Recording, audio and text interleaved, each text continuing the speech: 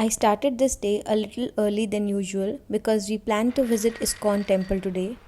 My father-in-law was about to leave in a couple of days, so I decided to take him out today. I was making some sabudana for breakfast, and to my surprise, my father-in-law had never tasted sabudana khichdi before. In the part of country where he belongs to, sabudana is usually eaten as kheer or in the form of papad. This was a simple recipe and the most of you already know it. Dry roasted some raw peanuts and crushed them coarsely in a grinder.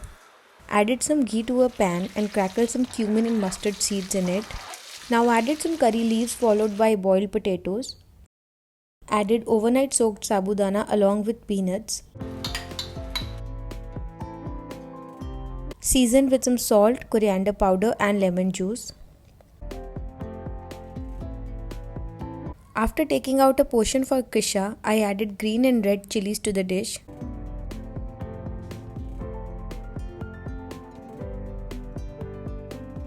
Served it with some mint and coriander chutney.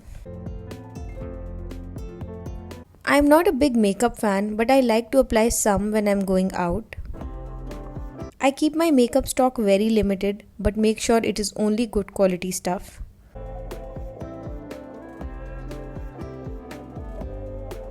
After getting myself ready, it was now time to move to the most challenging part, which was to get my toddler dressed up. The colors on his kurta helped me divert his mind and I quickly got him dressed up.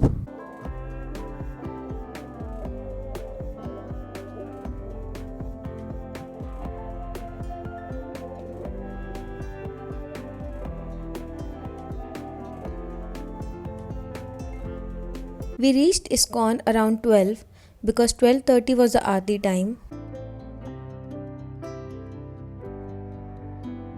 Spirituality, according to me, should never be a compulsion. Neither somebody else should impose it on you, nor you should pressurize your own self to follow a certain path. It should always come from within, only when you realize the true meaning of it. I am not somebody who prays every day, but I feel good when I do.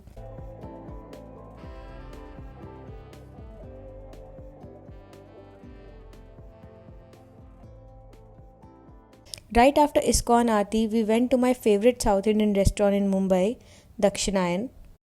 I love the vibe and food both at this place.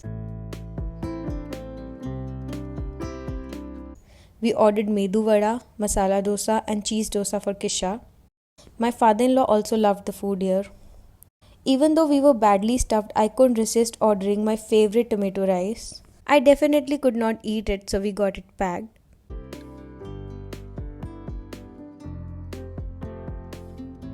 This is a new addition to our home and I feel like a new family member has joined our family.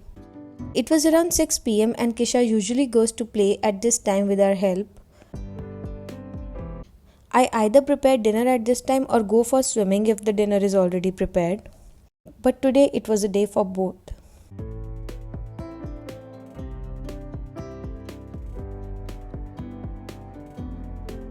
I called the carpenter for some small works in the house.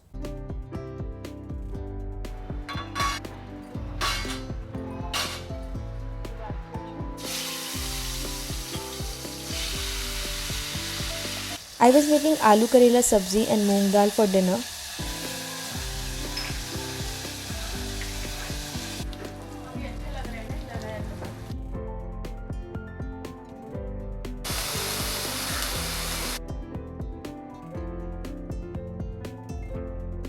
Along with the masala rack, I got these two shelves installed near study table for arranging some everyday essentials and avoiding the clutter on the table.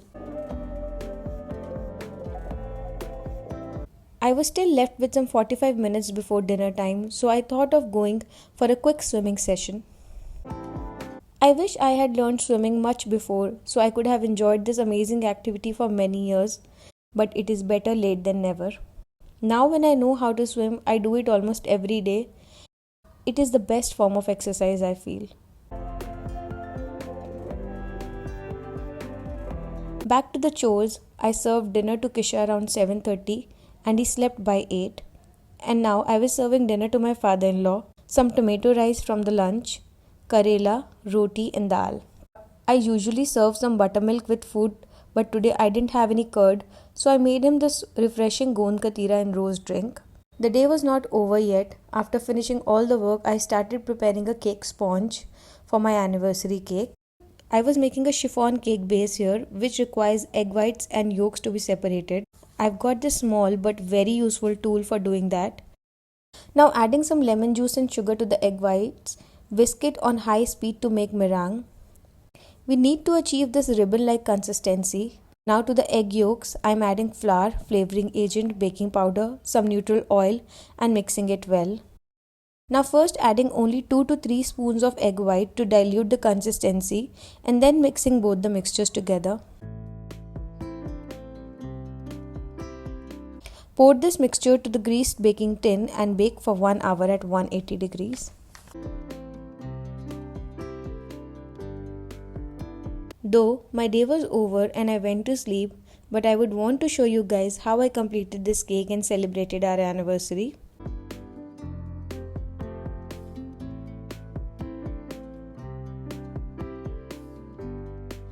I peeled 2 fresh mangoes and cut them into slices, some to fill the cake and some to decorate.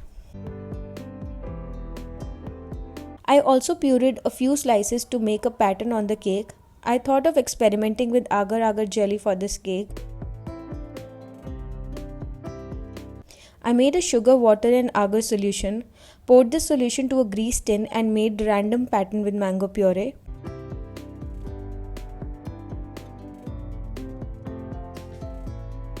Let it sit in the fridge for 20 minutes. Meanwhile, I whipped some cream for the cake. My chiffon cake base was resting in the refrigerator from last night.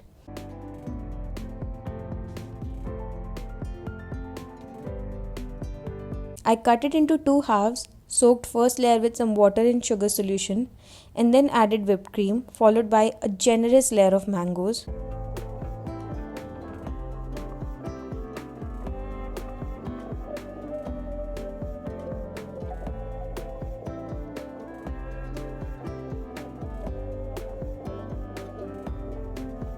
Covered it with another layer and repeated the cream process.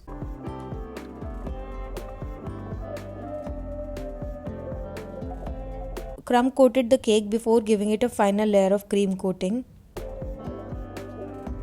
Added some yellow color to the top layer and covered the cake fully.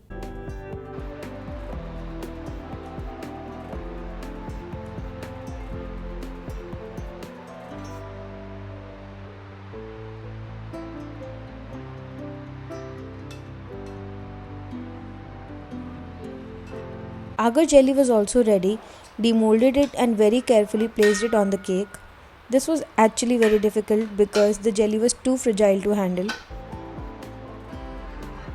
Ruined some icing as well during the process.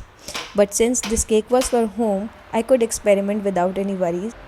Made a simple swirl pattern around the cake and the cake was ready. We celebrated in a very cozy way at home and this cake made the day special. After all, it is the people you celebrate your occasions with matter and not the fancy places or food. Thank you for watching my video. See you again in another vlog.